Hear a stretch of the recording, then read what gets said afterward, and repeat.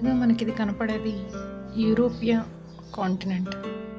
మనం ఇందులో ఉన్న కంట్రీస్ని ఈజీగా ఎలాగా గుర్తుపెట్టుకోవాలి అంటే కొన్ని కొన్ని టెక్నిక్స్ అనేవి ఉంటాయి మనకి.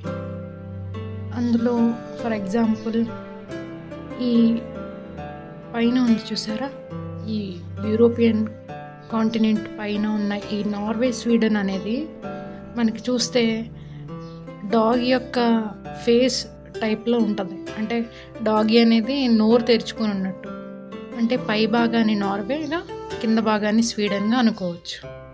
అలాగే ఇక్కడ కనిపిస్తుంది చూసారా, ఈ కాస్పియన్ సీ అనేది మనకి తేలు కాస్పియన్ లాగా అనిపిస్తుంది అన్నమాట ఇలాగా చూస్తే. దాని ద్వారా దీనికి కాస్పియన్ సీ. అలాగే దీని పక్కన ఉన్నది బ్లాక్ సీ అలాగనమాట.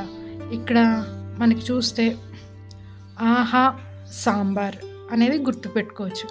అంటే అదొక మనకి కోడ్ లాంగ్వేజ్ లాంటిది.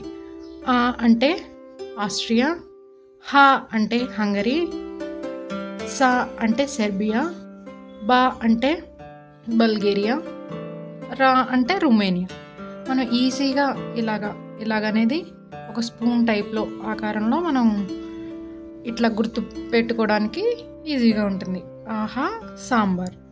అలాగే ఇలాగా చిన్న చిన్నగా వీటి పక్కనున్నే దానికి సంబంధించి ఇంకా ఇటలీ, ఫ్రాన్స్, జర్మనీ ఇవన్నీ ఈజీగానే గుర్తుండిపోతాయి.